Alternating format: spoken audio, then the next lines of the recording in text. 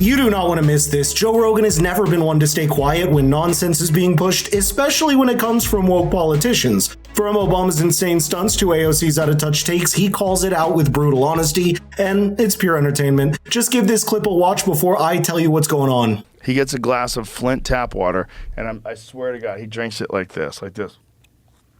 Is he trying to act like it's the problem is solved? The world. Like, to think that you could the world over whether or not you drink water, have a sip of water. Also have that sip. Watch this. Need a glass of water. This is not a stunt. Look at this. Stop. Stop. I'm going to talk about this. Everybody settle down. There we go. What? Here we go. Like he's doing a shot of Red Bull. This is spooky. I really did need a glass of water. This is not a stunt. Usually when something isn't a stunt, you have to say It's that. 100% a stunt. When was the last time a president stopped a speech to ask, can I get a glass of water? What? They would never do that. They would have water ready for him. Yep, the infamous moment when Obama drank tap water in Flint, Michigan. This happened back in 2016, just months before he left office. At the time, Flint residents were in the middle of a massive health crisis after the city switched its water source from Lake Huron to Flint River. The problem? Well, that water was contaminated with lead, exposing tens of thousands of people to dangerous level of toxins. So yeah, this stunt easily earns a spot in the top 10 worst things he did while in office. Next, we have Joe reacting to AOC's comments about the real reason behind illegal immigration, and he went all out. Did you hear what AOC said? She said the people that are they're coming in to this country, most of them, it's because of climate change. I didn't hear that one. It's amazing. It is straight out of South Park. Gosh. It's straight out of South Park. Wow. Like what? Yeah, I know. Oh, that's I'm like the waiting, only reason? That's is there more? Has the climate changed more than I know? Do you know something I don't know? Like, what are you saying? Yeah. What's going on down there? Imagine if AOC got to write history books. And they said, why did people sneak into America in 2024? Oh, climate change. 20 years from now. Climate change was so bad that people were walking from Guatemala to get plane tickets to fly to Michigan. Like, for real? Are you sure? Oh, my God. Are you sure that happened? Maybe there's other variables? What do you think? Maybe he's encouraged? Perhaps. Maybe there's a whole Red Cross map that they could follow. AOC might just be the queen of delusional takes. Another great gem of wisdom from her came when she tried to explain away the rising crime rates in New York by saying, quote, they need to feed their children and they don't have money, so they feel like they either need to shoplift some bread or go hungry, end quote. No one's denying that poverty is tough and being broke can push people to desperate measures, but turning that into a blanket excuse for crime is just irresponsible. It's dangerous. When there's someone in a position of power casually normalizing theft, that's where you know you're in a carnival filled with red flags. Did you see that conversation that AOC had with that man they brought in for the Biden case, and they were talking about what crimes, and she was like grilling this guy. What crimes did you see Joe Biden? Did he steal anything? Did he steal bread? Like, I forget what she said, and he was trying to explain what they were, RICO crimes, and she was saying RICO is not a crime. I saw it's a category of crime. Like, okay, all right. But it's like, tell that to the Genovese family. Not only that, it's so dumb to say that publicly, like, and say it with confidence, and to tell a person. That's the thing. The marriage of ineptitude and high self-esteem is. Yeah, it's really the marker of our time. For some quick context, these comments from AOC came during last year's Biden impeachment hearing over his son's alleged foreign business dealings. She tried to deflect and downplay everything, even going as far as insisting that RICO isn't a crime.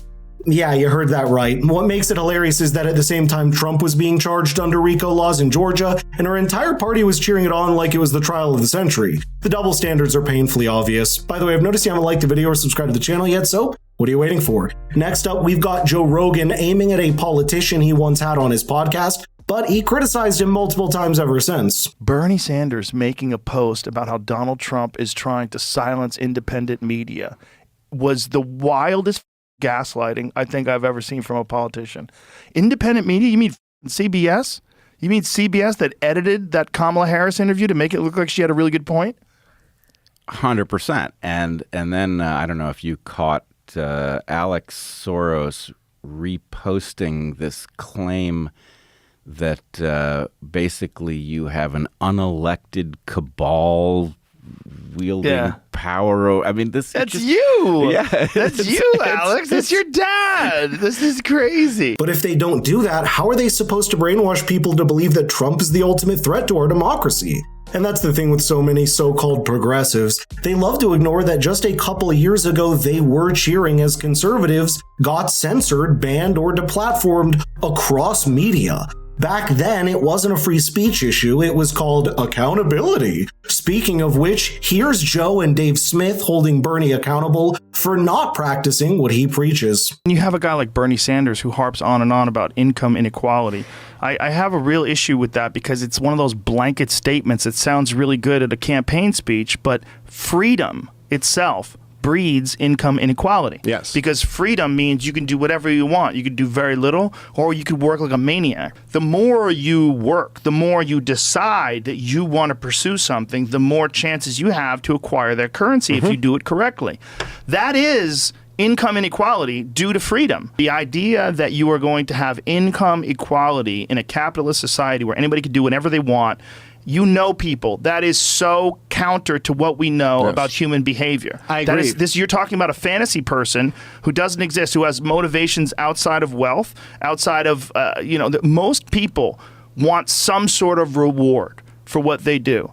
And if everybody gets the same amount, there's no reward for working extra hard. Yeah, and that's absolutely. not going to, you're not going to get Microsoft. You're not going to get IBM. You can already see that happening to some degree in Europe when the reward for hard work is constantly diminished by heavy taxes and government intervention. People naturally become less willing to take risks. It creates a culture of dependency where the mindset shifts from how can I build something to the government will take care of it. And while that might sound comforting to some, it really kills motivation and productivity in the long run. People like Bernie Sanders, man, it's like... Well, it's a hustle. Bernie's got a hustle going on. Yeah, and you find out it's a hustle when you find out he's got a bunch of houses. Yep. And his wife tried to buy up all this land to expand a university that she was running, and she killed the whole school. First off, he made $1 million off a book on how it's wrong to be a millionaire. I mean, it's like, how are you not, how can anyone look at you like as a serious leader when you did that? Second he's saying what people want to hear, and there is some truth to some of the things that he's saying. I don't care if Bernie Sanders makes $1 million,